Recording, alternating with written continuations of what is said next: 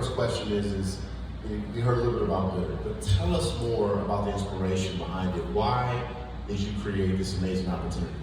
You know, and it kind of mirrors your story, but it goes to a personal friendship story. Now, I started feeding people that were experiencing homelessness in downtown Atlanta in 2013, and was doing that, you know, every single week for about 4 years before I ever would start Goodr. And the day that I like to say changed my life, and it was kind of the day that I saw the light. And when I say saw the light, if you ever go into your kitchen at night, like for me, for cheese, because I'm a vegetarian, so I'm like a little mouse, and like late at night I'll just swing down there for like cheese and like Simply Lemonade. Those are like my little vices. But you can walk into your kitchen, and you know, we always have our little stove light on, but when you open your refrigerator, you see everything. And it's like this bright light. And so I was sitting in my friend's kitchen, and this was back in 2016. We're having this really lively conversation. We were ironically just being very grateful that social media didn't exist when we were in college, because our outfits were so terrible and there was no pictures and no proof. So we're having this really fun conversation, and she offers me a glass of water. And when she opens her refrigerator door, I could immediately see from the front to the back. And it was just kind of like, you know, this is way before Zoom and everything, so I don't know what my face looked like at the time, but she turns around, she's pregnant with her second child, and she bursts into tears, and she's like, I know what you're thinking, Jasmine, I'm always trying to keep snacks and goldfish and apple juice and stuff in the house for Max, who was her 2-year-old son at the time, but she was like, we're struggling. And, you know, they had just purchased their first home, which anyone who's ever purchased a home knows how much that is. They were kind of after the American dream. They were living in New York City. She was working on Good Morning America. She had toured with Zendaya and Paula Abdul and the Backstreet Boys, so she's a makeup artist. And she wanted to have a backyard for her kids to play in. So they saved up all their money, they come, they buy this house in Atlanta, and she thinks it's the second Hollywood. For sure I'll get film and TV roles, it'll pick back up. And her husband gets a job at State Farm, and they put this money down on this house. And when she gets to Atlanta, it's not as easy to kind of pick back up. And so they go from probably a middle-class 2-income household to a 1-income household. And they have to make this critical decision, which so many people make every single month. And that is, am I gonna pay for my rent, my power bill, gas, or food? And what we know and studies have shown is that food is the first to go. And so that was a really pivotal moment for me, because all this time I was feeding people that were experiencing homelessness, feeling like I'm really putting a dent in hunger. And in a way I was, right? Because people would come to my feedings and they would wait. I mean, I had people say like, hey, I had to sell my food stamps to feed them, to pay our rent. And they would put their kids on our bus system just to come down to the parks where I was feeding at, just to eat. But seeing my friend that was college educated, that was married, that had led a successful career, not have food in her house, it just shifted my perspective. And I was like, why is this a problem? Like, why doesn't she have food? Like, because in your mind, you would understand that people that are experiencing homelessness or they're unhoused, maybe, yeah, they don't have a refrigerator, they don't have a place to live. You could come and check a lot of boxes on like why they may not have food. Your friend who checks all these other boxes, right, and doesn't fit the traditional picture, her not having food was unique to me. And so I started volunteering in food banks. We took her to a food bank, you know, and I just realized that we were solving hunger really wrong in this country. It was like, take this box of food, go home and be happy, negating the fact that, you know, they can have dietary restrictions, that there were things that they don't eat. So the dignity piece was just not being addressed. And that is ultimately what got me into doing this. Plus, learning how much food goes to waste. And it just seemed like a perfect opportunity at the time. Yeah.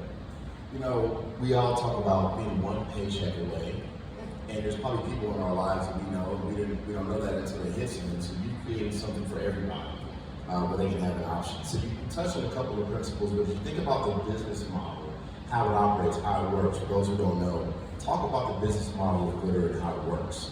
So we have a two-sided business model. One side is around food waste, and we see ourselves largely as a waste management company. And when I really started researching food waste, I was blown away that 72 billion pounds of food goes to waste every year in this country.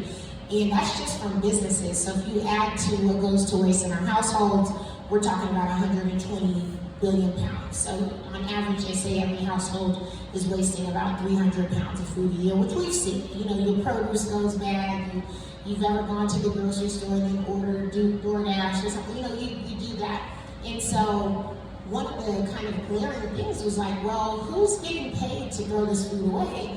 And it was the waste companies. And waste is a huge industry, it's never going away. Like, you're probably not going to say tomorrow, like, let's just keep our trash at the house, right? And if that was a problem in your district, no trash collections are happening, people are upset, there's rodents, there's everything else. So I started thinking, like, we should be a waste company instead of taking this food to landfill. We divert it from landfill. If the food is edible, we'll get it to our nonprofits, who will then get it to people in need. If it's non-edible, we can compost it, we can get it to animal feed. So that's kind of our business model there. It's kind of a volume-based fee for service, based off of how often we are picking up and how much food we're recovering. And then on our hunger business model, we really kind of have a cost plus model, really where we just have a small administration fee, which we charge is about 15%, which allows us to administer our business and keep people employed. And then the cost is the cost for goods. So what it costs us to procure the food and deliver it. So it's a cost plus model. Great. And you know, it's interesting. I remember in college, we would stack up our plates at the cafeteria, and then folks would just not finish all their food. You could tell, look at me, I finished all my food. But there were people who would not finish all their food, and we would always ask, where does all this go? There's so many people that are hungry. I think it's powerful that you have this model. And there's a lot of waste in college campuses too. So if you just think that's one college, right?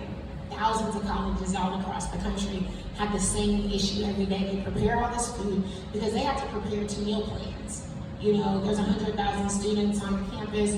Let's take University of Alabama and Tuscaloosa, where my husband went. 100,000 students, let's say 80,000 have a meal plan. They have enough food on that campus at any time to feed 80,000 students. But what happens in college is you order pizza, right? So a lot of times you don't always go and eat in the cafeteria, and you don't always take advantage of the meal plans. So there's a lot of food that goes to waste.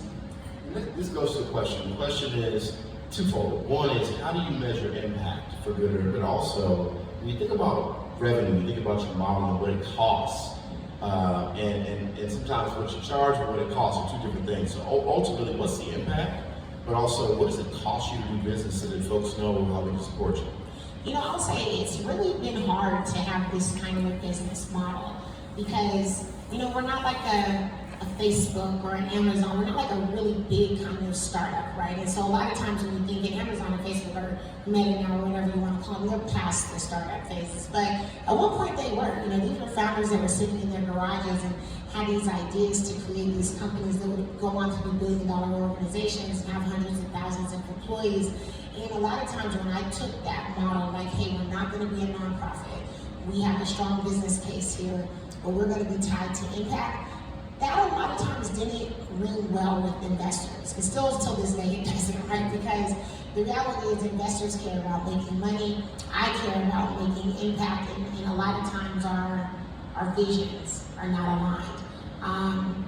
And that's okay, because, you know, I always have said, no matter what, like if Goodr goes on to be wildly successful, we've already done a lot, and we've already, you know, seen a lot of success. So I think, you know, I put impact first, and I tell my team, you know, people over profits, and I believe by doing that, good will come.